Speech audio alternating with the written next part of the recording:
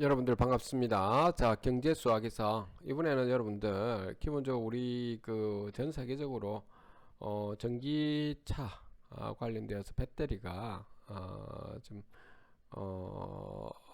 지금 이제 좀 보편화될 것 같습니다. 그래서 여러분들께서 좀 이 정도는 좀 상식적으로 좀 알고 있었으면 좋겠다라고 하는 건데요. 배터리 사업 쪽은 저기 무기화학 쪽이죠. 유기화학이 아니고. 그러려고 하면 기본적으로 우리가 먼저 원자의 구조에 대해서 먼저 한번 살펴봅시다.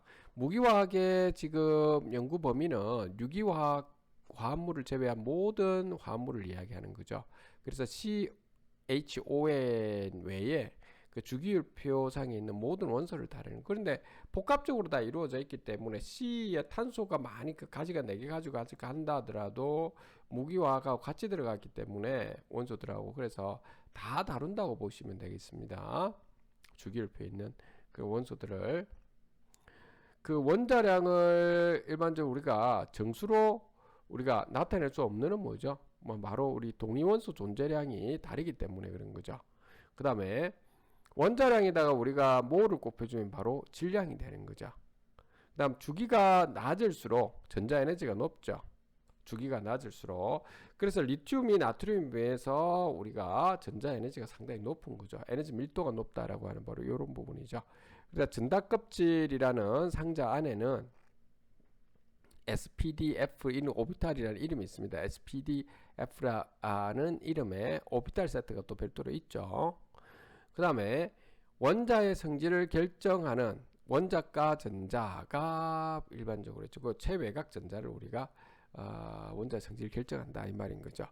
주기율표와 분자 이야기인데요. 먼저 주기율표 의 뜻은 뭐냐면 전자 배치에 따라서 원소를 갖다가 정리한 표를 이야기하는 거죠. 그래서 우리가 3조 원소 같은 경우에는 그 스트론디움하고 이리디움 외에 15개 란탄족 원소가 있고, 란탄음족 원소가 있고 15개의 또 악티늄족 원소가 있는 거죠. 이걸 다시 이렇게 그룹을 또 모아놓은 겁니다. 그래서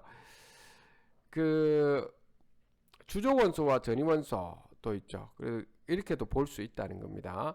주족 원소는 보통 이제 새롭게 전자를 갖다가 전자가 늘어나면은 가장 바깥의 전자수가 가장 바깥에 있는 전자수가 변하는 것이죠. 근데 전이원소 같은 경우는 새롭게 전자 늘리면 안쪽 껍질로 들어가는 경우가 좀 종종 발생하는 거죠. 또 우리가 주기율표를 또 어떤 관점에서 보느냐 하면 주기율표를 보시면 금속 원소, 중금속 원소, 비금속 원소 이렇게도 좀 보기도 하죠. 자, 무기분자의 구조인데요. 보면 무기분자의 구조에서는 결합을 먼저 봐야 되는데 원자 결합하고 분자 결합 이렇게 두 가지로 나눌 수 있죠.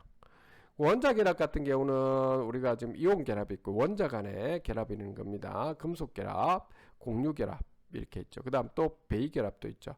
자, 베이 결합에는 공유 결합은 좀 차이점이 뭐냐면 공유 전자선이 전자를 갖다 한쪽으로 한쪽 원자에만 제공하는 거, 다시 말해서 비공유 전자상에 달라붙어 있는 것을 우리 베이 결합이라고 이야기하죠. 분자 결합은 분자와 분자 사이에 있는 결합인데 우리 수소 결합하고 반대의 말씀이 이렇게 있는 거죠. 그래서 대체적으로 우리가 분자 결합일 때 분자 간에는 정전기 인력이 있는 것은 좀 반대의 말씀이라고 우리가 이야기를 하게 되는 거죠. 자, 그 다음에 주족 원소의 성질인데요. 대체적으로 그렇다는 겁니다.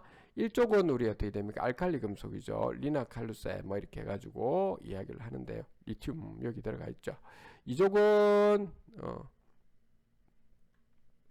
물과 격렬하게 반응하는 알칼리 토금속입니다. 12족 같은 경우에는 공해를 유발하는 금속 원소가 좀 많죠. 13족은 중금속이죠. 그리고 양쪽성 원소를 가지고 있죠. 그래서 전기 염성도가 중간인 원소이면서 산연기의 또 중간적인 입장이죠. 14족 같은 경우는 좀 이온을 지금 만들지 않고 있죠. 공유결합하는 탄소족이죠. 탄소 대표적인 거죠. 15족 같은 경우는 유기물을 또 구성하는 거죠. 15족 같은 경우도. 16족 같은 경우는 산화물을 잘 만들어내고요. 17족 같은 경우는 원자과 전자가 가장 많이 있는 거죠. 저 수소결합도 잘 일어나고 비활성 기체는 18쪽에 있는 거죠. 자, 우리는 지금 알고자 하는 게 전이원소죠. 전이원소에 있는 부분이죠.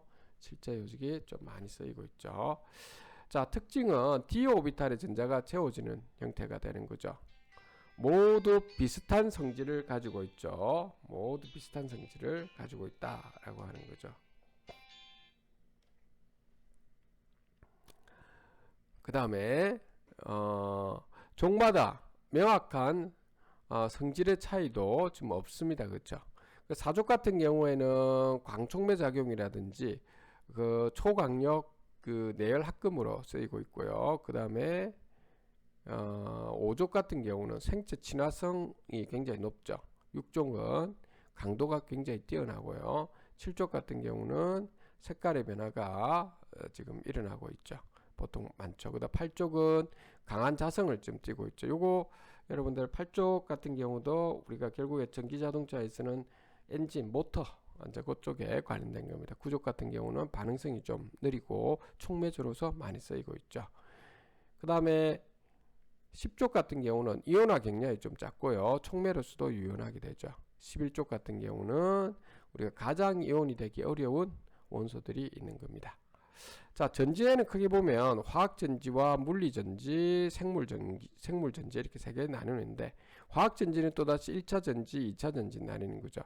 2차 전지는 납축전지, 그 다음 리튬이온 전지, 니켈 수소 축전지, 그 다음 니켈 카드뮴 전지죠. 근데 우리는 리튬이온 전지가 요즘 대세죠.